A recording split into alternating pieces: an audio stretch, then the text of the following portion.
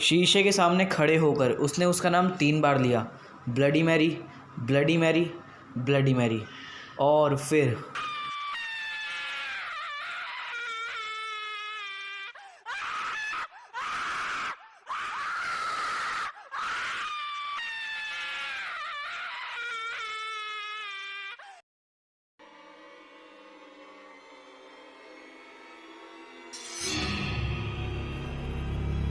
Bloody Mary, आपने नाम पहले भी सुना होगा, लेकिन क्या आप जानते हैं ब्लडी मैरी की कहानियाँ क्या सिर्फ कहानियाँ हैं या फिर एक सच्ची घटना है? ब्लडी मैरी बिल्कुल असली है।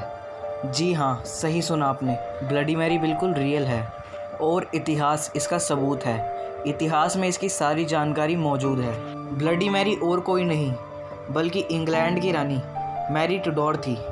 एक समय असल में मैरी नाम की एक लड़की थी जिसकी मौत के बाद उसको ब्लडी मैरी नाम दे दिया गया और इसके पीछे एक बहुत बड़ा कारण था।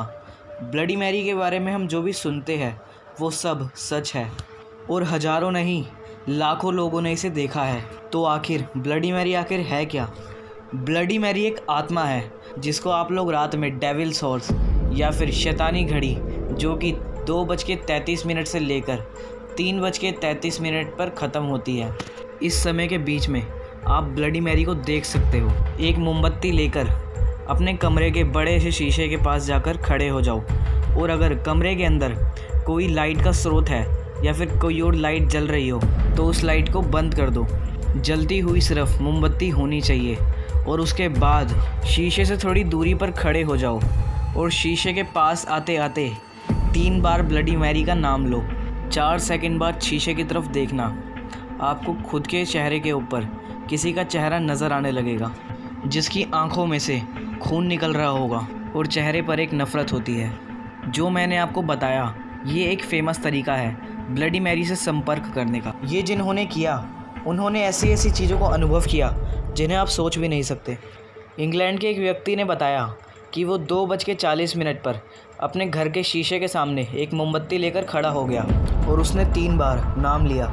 फिर उसको शीशे के ऊपर एक चेहरा दिखा जिसकी आंखों से खून निकल रहा था। उसे ब्लडी मैरी का चेहरा दिखा। कुछ देर तक वो चेहरा शांत था, लेकिन कुछ देर बाद उसने शीशे से बाहर निकलकर उस आदमी की आंखों को नोच लिया।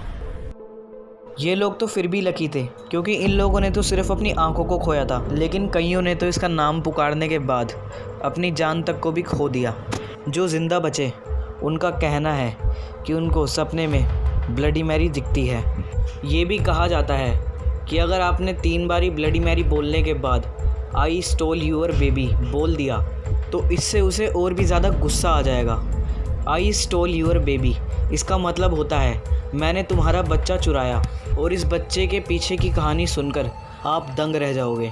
1509 से लेकर 1547 तक हेनरी 8 इंग्लैंड के राजा थे और उनकी 2 बेटियां थीं, एलिज़ाबेथ और मैरी। पहले के ज़माने में राजाओं की 1 से ज़्यादा वाइफ्स हुआ करती थी। हेनरी 8 की भी 6 बीवियाँ थीं। मैरी उनकी पहली पत्नी की बेटी थी, लेकिन हेनरी ने मैरी को कभी स्वीकारा नहीं। उसके साथ दुर्व्यवहार किया जाता था। नौकरों के होने के बावजूद मैरी को ही महल के सारे कामकाज करने पड़ते थे। उसके पिताजी हेनरी इंग्लैंड के सबसे शक्तिशाली व्यक्ति थे। वो मैरी की ज़िंदगी को जैसा चाहे वैसा कर सकते थे, इसलिए मैरी ने उनको कभी उल्टा ना जवाब देते हुए उनकी हर बात का पालन किया। 1547 में हेनरी की मौत हो गई और उसके बाद प्रजा को संभालने का जिम्मा मैरी पर आ गया और मैरी वहाँ की रानी बन गई। 47 साल बाद मैरी ने अनुभव किया कि आज़ादी क्या होती है।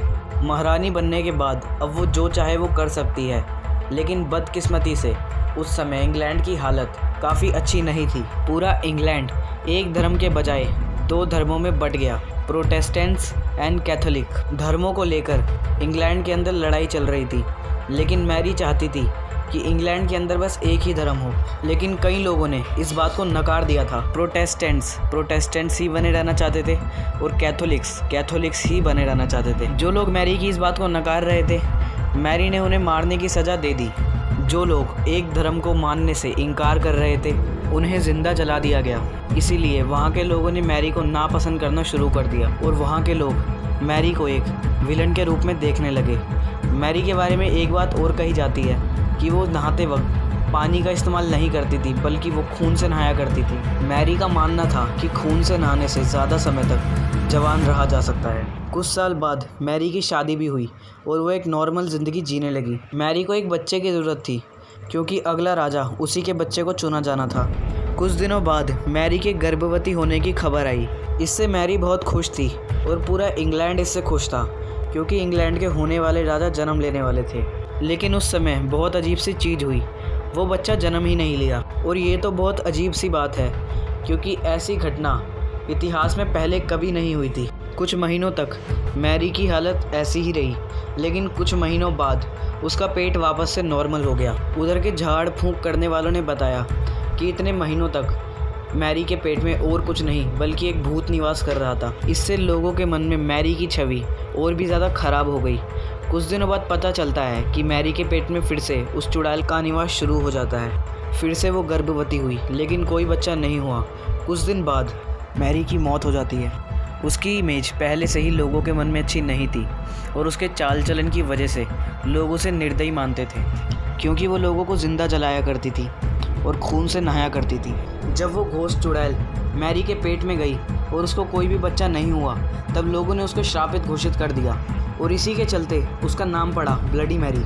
मैरी के मरने के बाद वो राजगद्दी एलिजाबेथ को मिल गई। इस कहानी से हमें पता चलता है कि मैरी इंग्लैंड की सबसे बदकिस्मत महारानियों में से एक थी। और जैसा कि मैंने आपको शुरू में बताया कि जब आप शीशे में खड़े होकर 3 बार ब्लडी मैरी बोलने के बाद ये बोलोगे आई स्टोल योर बेबी, तो उससे ब्लडी मैरी को और भी ज़्यादा गुस्सा आ जाएगा।